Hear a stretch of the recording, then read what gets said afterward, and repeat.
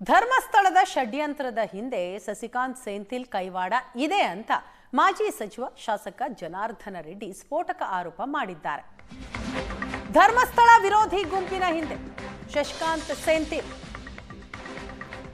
ಮಂಗಳೂರಿನಲ್ಲಿ ಡಿಸಿ ಆಗಿ ಕೆಲಸ ಮಾಡಿದ ಶಶಿಕಾಂತ್ ಸೆಂಥಿಲ್ ಈಗ ತಮಿಳುನಾಡಿನ ಕಾಂಗ್ರೆಸ್ ಸಂಸದರಾಗಿದ್ದಾರೆ. ಹೈಕಮಾಂಡ್ ಮೂಲಕ ಎಸ್ಐಟಿ ರಚನೆಗೆ ಸೆಂಥಿಲ್ ಒತ್ತಡವನ್ನ ಹೇರಿರೋದು. ಯೂಟ್ಯೂಬರ್ಗಳ ಮೂಲಕ ಧರ್ಮಸ್ಥಳದಲ್ಲಿ ಅಪಪ್ರಚಾರ ಆಗ್ತಾ ಇದೆ. ಹಿಂದೂ ಧಾರ್ಮಿಕ ಭಾವನೆ ಕೆಡಿಸುವ ಹುನ್ನಾರ ಅಂತ ಜನಾರ್ದನ ರೆಡ್ಡಿ ಆರೋಪ ಮಾಡಿದ್ದಾರೆ. ಈ ಷಡ್ಯಂತ್ರಕ್ಕೆ ಸೆಂಥಿಲೇ ಕಾರಣ ಅಂತ ನೇರ ಆರೋಪ ಮಾಡಿದ್ದಾರೆ ಜನಾರ್ದನ ರೆಡ್ಡಿ. ಧರ್ಮಸ್ಥಳದ ವಿಷಯದಲ್ಲಿ ಸಿಬಿಐ ತನಿಖೆಗೆ ಒತ್ತಾಯ ಕೂಡ ಮಾಡಿದ್ದಾರೆ. ಕೇಂದ್ರೀಯ ತನಿಖಾ ಸಂಸ್ಥೆಗಳಿಂದಲೇ ಈ ಪ್ರಕರಣ ತನಿಖೆ ಆಗಬೇಕು. ಏಷ್ಯಾನೆಟ್ ಸುವರ್ಣ ನ್ಯೂಸ್ಗೆ ಜನಾರ್ದನ ರೆಡ್ಡಿ ಅವರ ಹೇಳಿಕೆ. ಧರ್ಮಸ್ಥಳದಲ್ಲಿ ನಡೀತಿರುವಂತಹ ಎಸ್ಐಟಿ ತನಿಖೆ ಸಹಜವಾಗಿ ಬೇರೆ ಬೇರೆ ರೀತಿಯಂಥ ವ್ಯಾಖ್ಯಾನಗಳಿಗೆ ಕಾರಣವಾಗಿದೆ.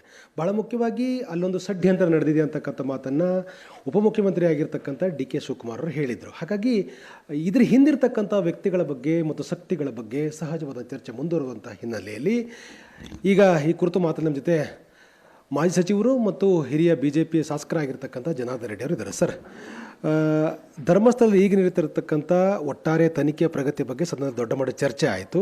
ಸೊ ಷಡ್ಯಂತ್ರ ಅಂತಕ್ಕಂಥ ಚರ್ಚೆಗಳು ನಡೀತಿರೋ ಹಿನ್ನೆಲೆಯಲ್ಲಿ ನಿಮಗೇನು ಅನಿಸ್ತದೆ ಸರ್? ನಾನು ನಿನ್ನೆ ಅಸೆಂಬ್ಲಿಯಲ್ಲಿ ಡಾಕ್ಟರ್ ಪರಮೇಶ್ವರ್ ಅವರು ಗೃಹ ಮಂತ್ರಿಗಳು ಅವ್ರೇನು ಸಮಾಧಾನ ಹೇಳುವಂಥ ಒಂದು ಪ್ರಯತ್ನ ಮಾಡಿದರು. ಅವ್ರ ಮನಸ್ಸಾಕ್ಷಿಗೆ ಸಮಾಧಾನ ಆಗಲಿಲ್ಲ ಅನ್ನೋದು ಸ್ಪಷ್ಟವಾಗಿ ಅವ್ರ ಮುಖದಲ್ಲೇ ಕಾಣ್ತಾ ಇತ್ತು. ಈ ಒಂದು ವಿಚಾರದಲ್ಲಿ ನಮ್ಮ ಪ್ರತಿಪಕ್ಷ ನಾಯಕರಾದ ಅಶೋಕ್ ಅವರು, ವಿಜೇಂದ್ರ ಅವರು, ಸುನೀಲ್ ಕುಮಾರ್ ಅವರು ಎಲ್ಲರೂ ಕೂಡ ಆ ಷಡ್ಯಂತ್ರ ಉಪಮುಖ್ಯಮಂತ್ರಿಗಳೇ ತಾವು ಹೇಳ್ತಾ ಇದ್ದೀರಲ್ಲ, ಒತ್ತಿ ಒತ್ತಿ ಹೇಳಿದ್ದೀರಿ, ಅದ್ರ ಹಿಂದೆ ಯಾರಿದ್ದಾರೆ ಅದನ್ನು ಬಹಿರಂಗಪಡಿಸಿ ಅಂತ ಹೇಳಿದರೂ ಕೂಡ ಇನ್ವೆಸ್ಟಿಗೇಷನ್ ಮೂಲಕ ಗೊತ್ತಾಗುತ್ತೆ ಅಂತ ಹೇಳುವಂಥ ಒಂದು ಮಾತನ್ನೇ ಹೇಳಿದರು. ಮತ್ತು ಸಮಾಧಾನ ಪರಮೇಶ್ವರ್ ಅವರು ಏನೋ ಒಂದು ಸಮಾಧಾನ ಹೇಳಬೇಕಂದ್ರೆ ಹೇಳಬೇಕನ್ನೋ ರೀತಿಯಲ್ಲಿ ಅವ್ರು ಹೇಳಿದ್ದಾರೆ. ಸೊ ಈ ವಿಚಾರದಲ್ಲಿ ನಾನು ಒಂದು ಸ್ಪಷ್ಟವಾಗಿ ಹೇಳ್ತಾ ಇದ್ದೀನಿ ಮತ್ತು ನೇರವಾಗೂ ನಾನು ಹೇಳುವಂಥ ಒಂದು ವಿಚಾರ ಏನು ಅಂತಂದರೆ, 100ಕ್ಕೆ 100 ಇದು ಒಂದು ಹಿಂದೂ ಧಾರ್ಮಿಕ ಒಂದು ಭಾವನೆಗಳಿಗೆ, ನಮ್ಮ ಸೆಂಟಿಮೆಂಟ್ಸು, ಎಮೋಷನ್ಗೆ ಹೊಡೆಯುವಂಥ ರೀತಿಯಲ್ಲಿ ಒಂದು ದೊಡ್ಡ ಹುನ್ನಾರನೇ ಆಗಿರುವಂಥದ್ದು. ನಿಮಗೆ ಬಳ್ಳಾರಿ ಮೂಲದ ಒಬ್ಬ ಅನ್ಯಮತಸ್ಥರಾಗಿರುವಂಥ ಒಬ್ಬ ಯುವಕ, ಒಂದು ಯೂಟ್ಯೂಬರ್ ಒಂದು ಸ್ಟೇಟ್ಮೆಂಟ್ ಮಾಡಿದ ತಕ್ಷಣ ಧರ್ಮಸ್ಥಳದ ಬಗ್ಗೆ ಮಿಲಿಯನ್ಸ್ ಆಫ್ ವ್ಯೂಸ್ ಹೋಯಿತು ಅಂತ ಹೇಳ್ಬಿಟ್ಟು ಅವನಿಗೆ ಇನ್ನೊಂದಿಬ್ಬರು ಸಪೋರ್ಟ್ ಮಾಡಿರೋವಂಥದ್ದು. ಆ ಮೂವರು ಸೇರ್ಕೊಂಡ್ಬಿಟ್ಟು ಇದನ್ನು ಹೇಗಾದರೂ ಮಾಡಿ ನಾವು ಒಂದು ಅಂತ್ಯಕ್ಕೆ ತೊಗೊಂಡೋಗಬೇಕು, ನಾವು ಹೇಳಿದ್ದು ನಿಜ ಅಂತ ಪ್ರೂವ್ ಮಾಡಬೇಕು ಅನ್ನೋಂಥ ಒಂದು ಲೆಕ್ಕದಲ್ಲಿ ಯಾರೋ ಒಬ್ಬ ಮುಸುಕುದಾರಿನ ಮತ್ತೆ ಕ್ರಿಯೇಟ್ ಮಾಡಿದರು. ಇವತ್ತು ಆ ಮುಸುಕುದಾರಿ ಒಂದು ತಲೆಬುರುಡೆಯನ್ನು ತೊಗೊಂಡು ಬಂದ ತಕ್ಷಣ ಇವತ್ತು ಕಾನೂನುಬದ್ಧವಾಗಿ ಒಂದು ಶವ ಎಲ್ಲಾದರೂ ಹೂತಿಟ್ರೆ ಅದನ್ನು ತೆಗಿಬೇಕು ಅಂತಂದರೆ ಇವತ್ತು ಪ್ರೊಸೀಜರ್ನ ಫಾಲೋ ಮಾಡಿ ತಹಸೀಲ್ದಾರು, ಪೊಲೀಸರು ಇವರೆಲ್ಲ ಬಂದು ಒಂದು ಪದ್ಧತಿ ಪ್ರಕಾರ ಅದನ್ನು ಹೊರಗಡೆ ತೆಗಿಬೇಕು.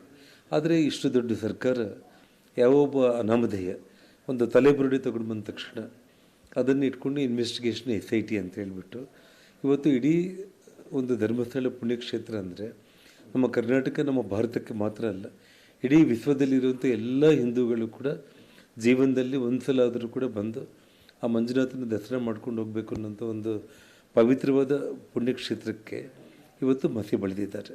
ಈ ವಿಷಯದಲ್ಲಿ ಕಂಪಲ್ಸರಿಯಾಗಿ ನಾನು ಹೇಳ್ತಾ ಇದ್ದೀನಿ, ಅಂದರೆ ಸ್ಪಷ್ಟವಾಗಿಯೂ ಹೇಳ್ತಾ ಇದ್ದೀನಿ, ಶಶಿಕಾಂತ್ ಸೆಂಥಿಲ್ ಇದರ ಒಂದು ಮಾಸ್ಟರ್ ಮೈಂಡು. ಶಶಿಕಾಂತ್ ಸೆಂಥಿಲ್ ಮೂಲಕ ಹೈಕಮಾಂಡ್ ಒತ್ತಡದಿಂದಾನೇ ಮುಖ್ಯಮಂತ್ರಿಗಳು ಮತ್ತು SITಯನ್ನು ರಚನೆ ಮಾಡಿ ಇವತ್ತು ನಗೆಪಾಟ್ಲಿಗೆ ಈಡಾಗಿದೆ ಈ ಸರ್ಕಾರ. ಇವತ್ತು ನಿಮ್ಮ ಕಣ್ಣು ಮುಂದೆಯೇ ಬುರುಡೆ ವ್ಯಕ್ತಿ, ತಮಿಳುನಾಡು ಮೂಲದವನು, ಯೂಟ್ಯೂಬರ್ಸ್ 3 ಮತ್ತು ಶಶಿಕಾಂತ್ ಸೆಂಥಿಲ್, ಇಷ್ಟು ನಾನು ಹೇಳಿದ್ದೇನೆ.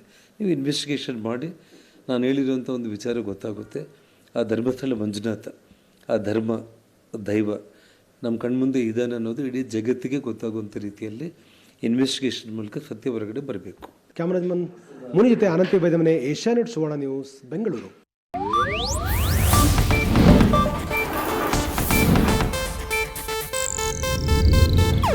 ಇದು ಏಷ್ಯಾನೆಟ್ ನ್ಯೂಸ್ ನೆಟ್ವರ್ಕ್ ಪ್ರಸ್ತುತಿ.